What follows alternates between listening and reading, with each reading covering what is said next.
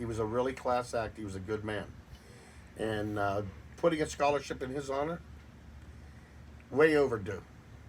Way overdue in this area. He's a real good person that we lost. Is we are launching the Greatest Golfer Scholarship Program, and honored to have the first naming opportunity of the scholarship dedicated to Mr. George Bellino. The Bellino family heard the idea and said we want to be part of it, and seeded the first scholarships that we hope are the first of many. And That's awesome. you have a history with the George Bellino, and I'm Oh excited yeah, about it. yeah, He was yeah, probably what, 5'8", but man, he carried himself and like he was 7'2". No Um, kid. he always had a smile. He'd always be whistling in the clubhouse or singing or doing something of that nature.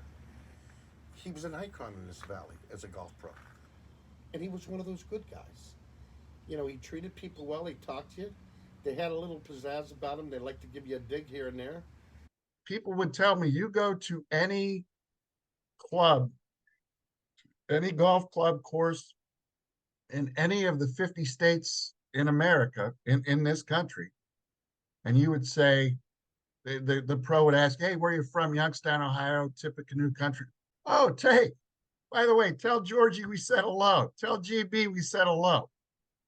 I mean, it was nuts. Maybe I'm a little biased, but I never,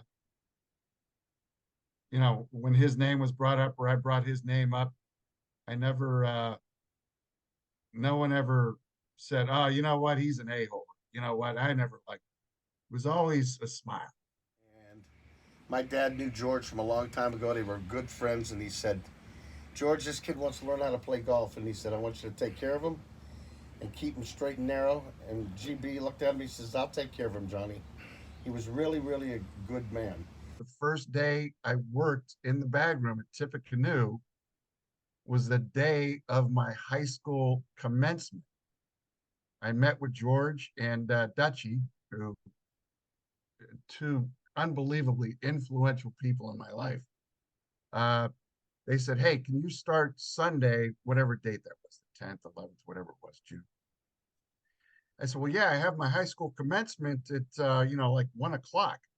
Oh, okay. Well, if you could work from 7 in the morning until 11, and then we'll get you. I'm like, okay, that's fine. And that started the whole thing right there. We got a lot of good golfers in this valley. George played at the British Open, and he won a lot of big tournaments as a professional golfer around this valley. Um, he was a good teacher, but he was really a better player. He was a really good player. What do you want a scholarship winner to think about? What are some traits of George that you would hope that the scholarship kids would show? The first thing that comes to my mind is respect of the game. But George was a gentleman, and he taught.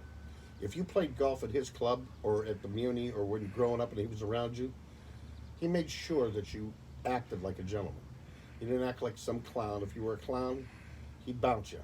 Also, have fun, and then work hard, play well.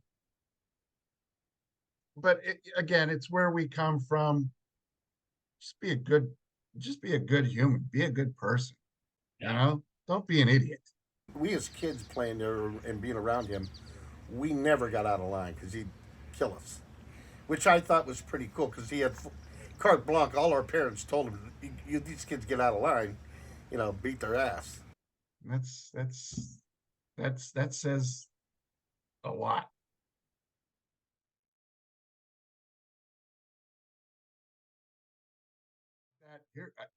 This is the greatest GB story I have, and I wasn't there that day, but this was 1990, 1991. GB is giving a putting lesson right outside the pro shop. So the pro shop phone rings, and one of the bag boys, who's a dear friend of mine to this day, again, that's another whole camaraderie kind of thing, Brendan McLeod, he picks up the phone. He goes, Tippecanoe Pro Shop, Brendan speaking. How can I help you? Person on the other end. Yes, can I please speak to George Bellino? Brendan says, well, he's not in right now. May I ask who's called? Person on the other end says, yes, if you can please let him know that it's Jack Nicklaus. So Brendan gets he's a 19-year-old. He gets all flustered. He's like, hold on, Mr. Nicklaus, hold on. Hits the hold button. He goes, oh my God, Jack Nicklaus is on the phone. Okay, so he walks out the pro shop door, and GB is on the putting green giving a putting lesson. Brendan comes in. George, you have a phone call. It's he goes, who is it? He goes, George, it's Jack Nicklaus. He goes, tell that son of a bitch I'll call him after I'm done with my putting lesson. So Brendan's got to go give that message now. right. He goes, yeah. So Brendan gives the message. But here's the thing. Jack Nicklaus was doing some green renovating some greens at Muirfield Village in Columbus, his baby, his home course. He called George Bellino that day to ask George his advice. Jack Nicklaus is calling George Bellino to ask him his advice on course agronomy. Unbelievable. Classic. I mean, that says everything about George.